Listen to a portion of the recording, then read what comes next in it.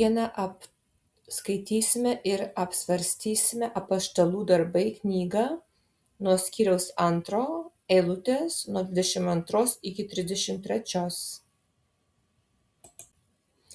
Izraelio vyrai, išklausykite šiuos žodžius. Jėzus iš Nazareto, tas žmogus, kurį Dievas jums patvirtino stebuklais, stebuklingais darbais ir ženklais, kuriuos Dievas per jį atliko jūsų akivaizdoje, kaip jūs patys žinote, šį žmogų pagal Dievo iš anksto nustatytą planą ir išankstinį žinojimą jūs, padedami bedievių žmonių, prikalėte prie kryžiaus ir jį nužudėte. Bet Dievas jį prikėlė iš mirusiųjų ir baigė mirties kančias, nes nebuvo įmanoma, kad jis liktų mirties valdžioje.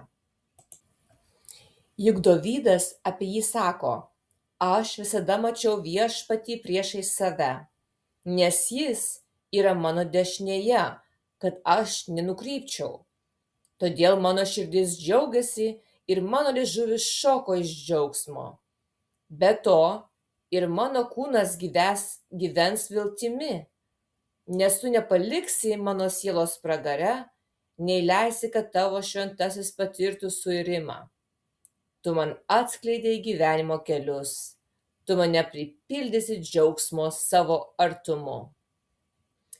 Broliai, galiu jums drąsiai pasakyti apie patriarchą Dovydą, kad jis mirė ir buvo palaidotas, o jo kapas yra pas mus iki šios dienos, kadangi jis buvo pranašas ir žinojo, kad Dievas jam prisiekė, jog vienas iš jo palikuonių sėdės jo soste. Jis žvelgė į ateitį ir kalbėjo apie Kristaus prisikėlimą, kad jis nebuvo paliktas pragare ir jo kūnas nepatyrė puvimo. Būtent šį Jėzų Dievas prikėlė, o tai mes visi liudijame. Taigi, jis išaukštintas Dievo dešinėje ir gavęs iš Tėvo šventosios dvasios pažadą, jis išliejo tai, ką jūs matote ir girdite.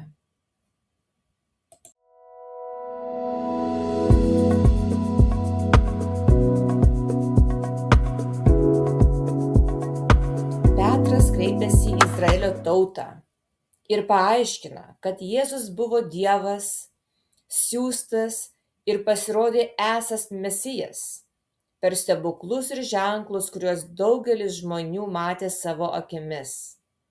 Nors Jėzus buvo nukryžiuotas nuodėmingų žmonių, jo mirtis vis tiek buvo Dievo amžinojo plano ir išankstinio plano dalis. Žmonės buvo kalti, kad jį atmetė, tačiau Dievas netgi jų nedorus veiksmus panaudojo, kad išgelbėtų žmoniją. Pamoksle aiškinamas svarbus krikščioniškas mokymas, vadinamas kerugma, reiškiantis pagrindinę apaštalų skelbtą žinią. Ši žinia visada apėmė Jėzaus Senojo testamento pranašysčių išsipildymą, jo stebuklus ir tarnystę, jo nukryžiavimą, jo prisikėlimą, jo pakilimą į dangų, jo duotą išgelbėjimo pažadą. Pagrindinis pamokslo dėmesys skiriamas Jėzaus prisikėlimui. Petras teigia, kad mirtis negalėjo išlaikyti Kristaus, nes jis buvo be nuodėmės ir nes Dievas jau buvo iš anksto pranašavęs jo prisikėlimą per karaliaus Dovydo raštus psalmiuose. Pats Dovydas mirė ir liko palaidotas, todėl pranašystė apie šventąjį, kuris nematys suirimo, galėjo reikšti tik ateinantį Mesiją, Jėzų Kristų.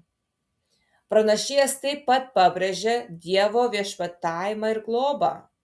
Nors Judas, žydų vadovai romėnai elgėsi žiauriai nukryžiuodami Jėzų, Dievas vis tiek vykdė išganymo planą per jų veiksmus. Žmonės lieka morališkai atsakingi už savo nuodėmes, tačiau Dievas vis tiek gali iš blogio atnešti gėrio. Pamokslas griežtai įspėja apie būsimą Dievo teismą ir ragina žmones atgailiauti. Jame pabrėžiama, kad Evangelija turi įtraukti ir pažadą išgelbėti ir įspėjimą apie teismą už neatgailiautas nuodėmes. Galiausiai Petras paaiškina, kad šventosios dvasios išliejimas per sekmines įvyko todėl, kad prisikėlęs ir išaukštintas Jėzus, dabar sėdintis Dievo dešinėje, išlieja dvasią ant tikinčiųjų. Stebuklingi įvykiai, kuriuos matė minia, buvo įrodymas, kad Jėzus tikrai prisikėlė iš mirusiųjų ir viešpatauja danguje.